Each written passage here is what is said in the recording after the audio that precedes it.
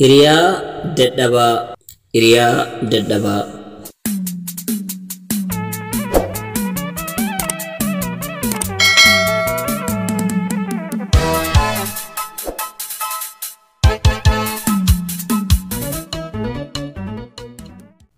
Hiriyaa dadhabaa.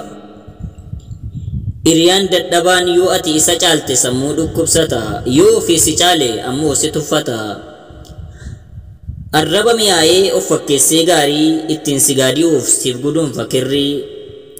Rakkoo kee ilaalee imimmaan fakkeessaa dhangalaasee boo'a, garaa si dhokfatee funyoo shiraa foo'a. Erga hiriyaa taatee walumaan jiraatta amantee hin shakkitu, qoree bishaan keessaati waraansan argitu. Kiyyoo si waraanuuf siif qarata qeensaa, jilba si laaffisee si mursiisuuf deemsa.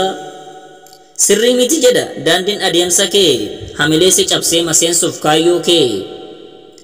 Gaafa ati gufattee kuftee geessu lafa, dugda sitti galee ishoo jedhee kolfa, hiriyaan dadhabduun sitti taati golfaa. Gaafa mucucaattee tasagatan tartu, gaafa sana firaa fi diina kee kan ati barattu. Namni nama ta'eef hundumaan amanin, iccitii garaa kee hundumaatti hin himin. Osoo karaan buune daandii akeekkadhu, harka tokko baasi tokkommoo dhokfadhu. Hiriyaan kee kan kaleessaa, hiriyaan kee isheen ammaa, hiriyaan kee kan ganamaa.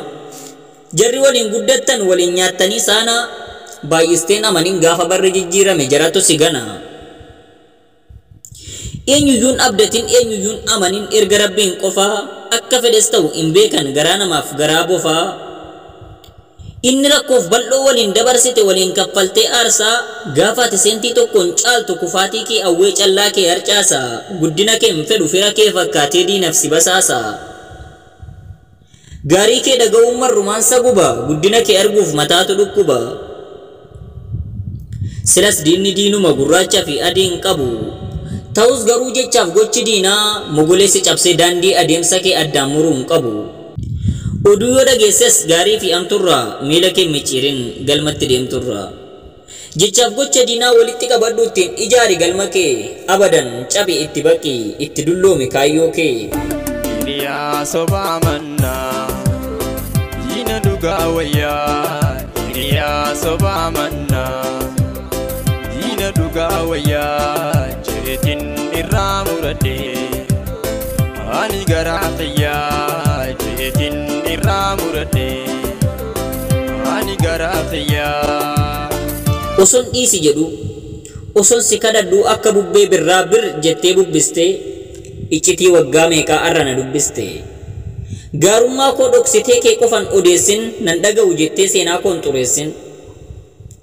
Lafa deemtu hundatti gaarummaa koo dhoksitee ammeenya koo qofa maaliif odeessita? Gaafan argitu garaa kee dhoksitee ilkaan addeessita. Garaan koo madaadha irra keessan kolfa, adaraa abbaa keetii natti hin ta'in golfa.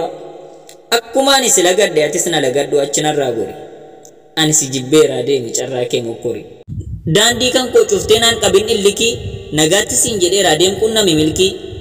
Wal sobuu haa dhiisnu akkeessuuf fakkeessuun, jaalala irraa dhiisnee walaa jaallannu keessuun. Galatooma, ani gurraacha Afrikaati. Oraa bulaa deebana.